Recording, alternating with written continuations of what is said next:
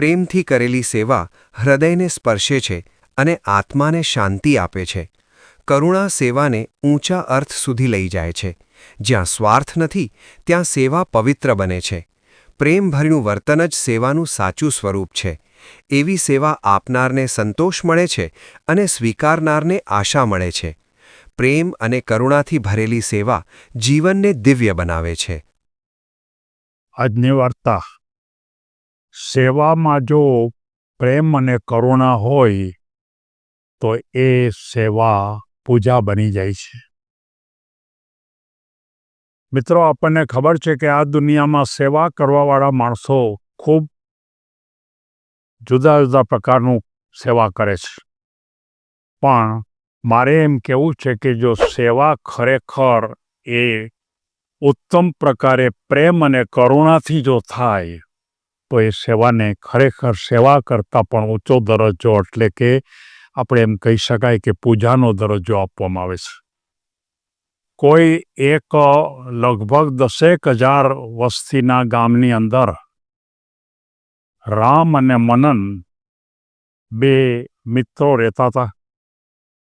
રામ એકદમ સારો વિચારક અને એના મનમાં એક જ વાત કે કોઈ પણ પ્રકારની ગામમાં જો જરૂરિયાત ઊભી થાય તો એ તરત જ ત્યાં દોડી જાય. એને મુશ્કેલી પડે કોઈ પણ માણસને તો એ મુશ્કેલીનો કાઢવા માટેનો પ્રયત્ન કરે.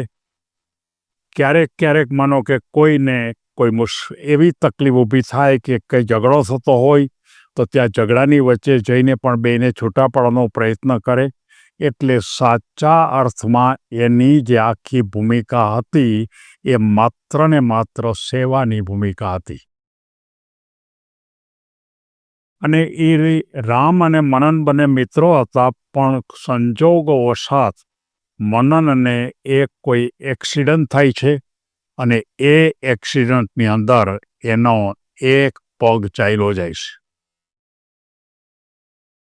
મનન મુશ્કેલી અનુભવતો હતો.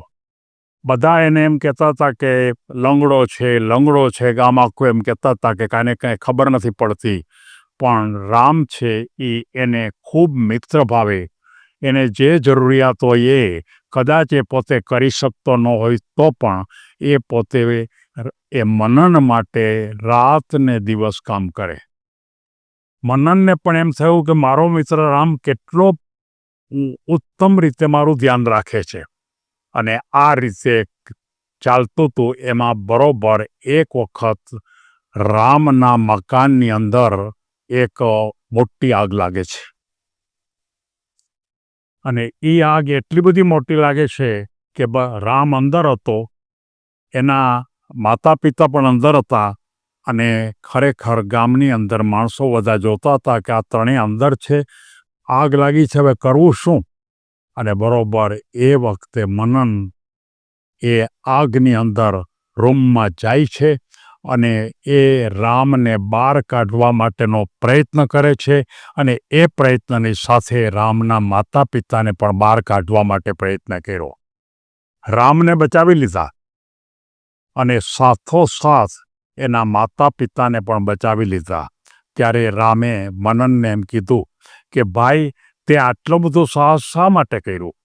આટલી બધી આગ હતી અને તને ખરેખર તું આગમાં સળગી જાત. આખા ગામના કેટલાય માણસો હતા, પણ કોઈ મને છોડાવવાની વાત તો વિચારતાય નહોતા, કોઈ પ્રયત્ન પણ કરતા નહોતા. ત્યારે મનને એમ કીધું કે તમે સેવાભાવી માણસ છો અને મારી કેટલી સેવા કરો છો, મારું કેટલું ધ્યાન રાખો છો. એટલું જ નહીં, પણ ગામની અંદર પણ તમે પૂર્ણ રીતે પોતાની તમામ શક્તિનો ઉપયોગ કરી અને ગામના વૃદ્ધો માટે, ગામના કોઈ માંદા પડેલા માણસો માટે, ગામની અંદર કોઈ પણ પ્રકારની તકલીફ હોય તો એવા માણસો માટે પણ રાતના 12 વાગે કે ગમે ત્યારે ખડે પગે તમે ઊભા રહ્યો છો. તો મારે તમને ખરેખર બચાવવા જોઈએ, અને જો બચાવવું તો ગામનું પણ સારું થઈ શકે. ત્યારે રામને એમ થાય છે કે મેં જે સેવા કરી મનનની, એ સેવાનું પરિણામ અથવા ફળ તો મને મળી ગયું. ત્યાર પછી રામ અને મનન બંને મિત્રો હતા જ, પણ ગાઢ મિત્રો બન્યા અને બંનેએ એક પ્રતિજ્ઞા લીધી કે આપણે આખા ગામની સેવા કરશું. અને આ ગામની સેવા આપણે કરીએ અને જે કાંઈ માનો કે માણસો દુઃખી હોય એને પણ ખરેખર આપણે આ રીતે કામ કરશું. એટલું જ નહીં, રામ અને મનને ગામના કેટલાક યુવાનોને પણ ભેગા કર્યા અને ઓછામાં ઓછા લગભગ 50થી 60 યુવાનો ભેગા થયા અને એ બધાનું સંગઠન, એનું નામ સેવા મંડળ તરીકે કામ કરવા માટે વિચાર્યું. અને ગામની કોઈ પણ તકલીફ માટે આજે 50-60 યુવાનો કે જે રામ અને મનનની આ અતિ તીવ્રતાને કારણે બધા ભેગા થયા અને આખા ગામની અંદર કોઈ પણ પ્રકારની મુશ્કેલી, કોઈ પણ તકલીફ હોય તો આ બધા પહોંચી જાય અને આ ભૂમિકા ઉપર થાય.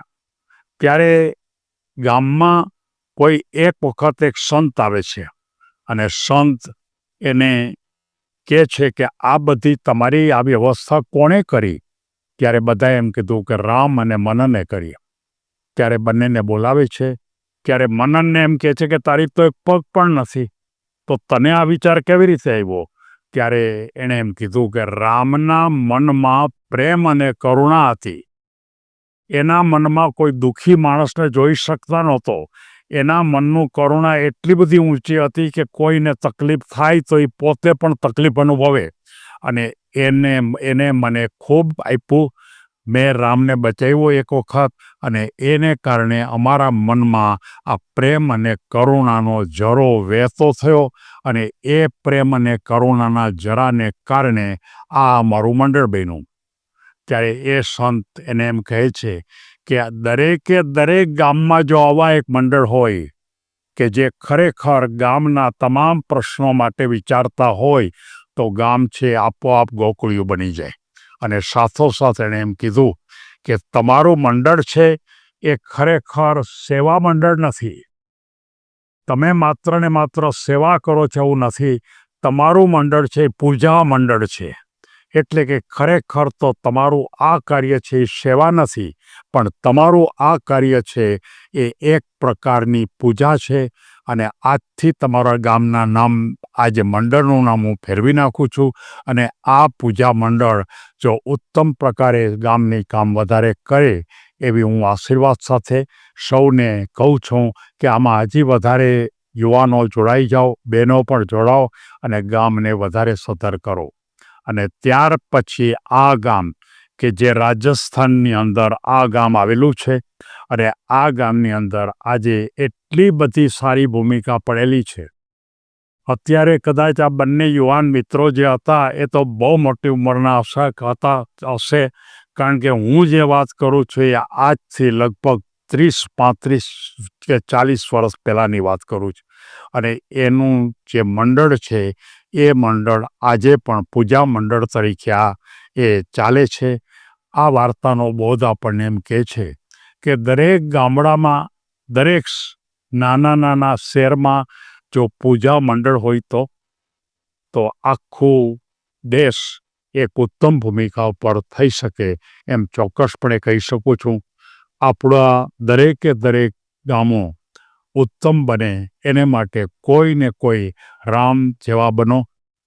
મનનને જે રીતે કામ કર્યું એ રીતે કામમાં જોડાઓ અને ગામ આખાને પણ જોડશો તો તમારું ગામ ગોકળિયું થઈ જશે. સરકાર ઉપર આધાર રાખવાની જરૂરિયાત નથી. ગામ પોતે જ બધું કરી શકે. સૌને ધન્યવાદ.